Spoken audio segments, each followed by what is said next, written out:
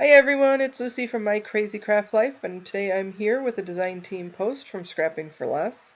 Today I'm going to be making a double Dutch fun fold card. And to start off with, you're going to need for the card base a piece that is 9 inches by 4 3/16 inches and 2 inches by 8.5 inches.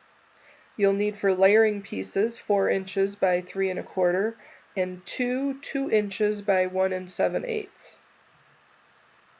Now I am going to tell you how to score this.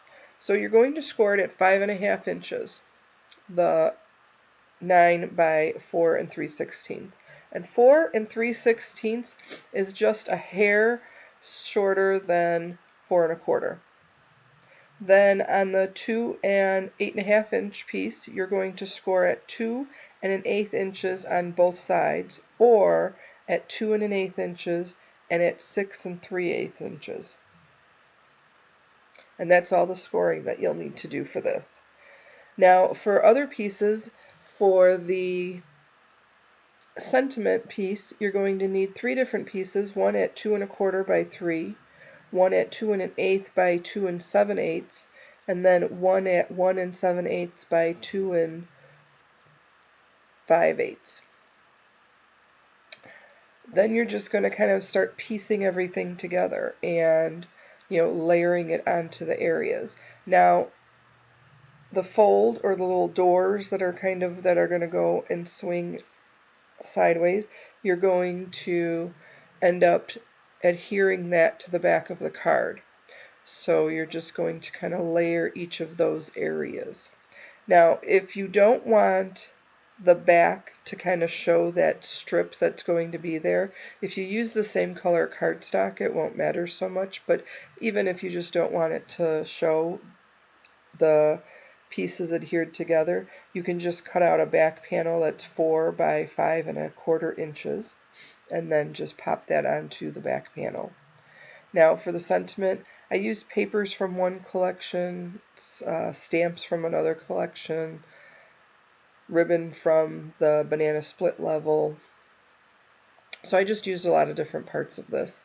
I decided it was better because I was using Distress ink to stamp the sentiment, to use the Mini Misty just to make sure that it was a good solid stamp, and I did end up having to stamp it a couple times. Now for the front sentiment, I end up using Broken China Distress ink, like I said, to stamp that sentiment, and I did end up stamping it a couple times to make sure I got a good solid stamp. And with Distress ink, sometimes I notice that you may have to do it when you're using it for like a sentiment or something. Now after I stamp the sentiment on here, I get my Crop-A-Dile and I crop all of the corners of the pieces that are going to be adhered together, and I do them separately so that they're all the same and they can kind of fit inside of each other. Now the white portion where the sentiment is smaller than the layering pieces as far as the border around it, because I wanted a larger border so you could see the pattern paper behind it a little bit. Now once you finish up that, I was kind of going back and forth on how I wanted to decorate this, but then you're going to adhere the two pieces of the card base together. And when you do that, you're going to want to make sure that you're only gluing in the correct areas. So you're going to take the long piece, the 2 inch by 8.5 inch, and only in between the two score lines do you want the adhesive, regardless of what kind you're using. I'm just using a ATG gun there, but no matter which one. And the other thing you want to make sure is that the pattern is the correct way, if the pattern has a correct way when you put it down there. So make sure you check that out. And then that's it for the card base itself. The rest is pretty much just decorating. Now for that piece, the sentiment piece, what's going to happen is that's going to help weigh it down. Now I'm going to pop it up with some foam squares. And you want to make sure that those foam squares are not past that top panel, because otherwise it will just stick the whole card together. So you got to make sure that you only keep that on the top panel so that it lifts up easily. But that will actually help to weigh the rest of the card down. And you just want to kind of line it up, make sure it's center, and then like I said, leave that adhesive only on that top panel so you can't see it underneath it. Now, I decided to stamp a sentiment on the inside of the card, and I decided just to use some tone on tone. So I took some Hero Arts Ultra Pink and stamped the sentiment right just in the center of it, and that's all I'm going to put on the center of it.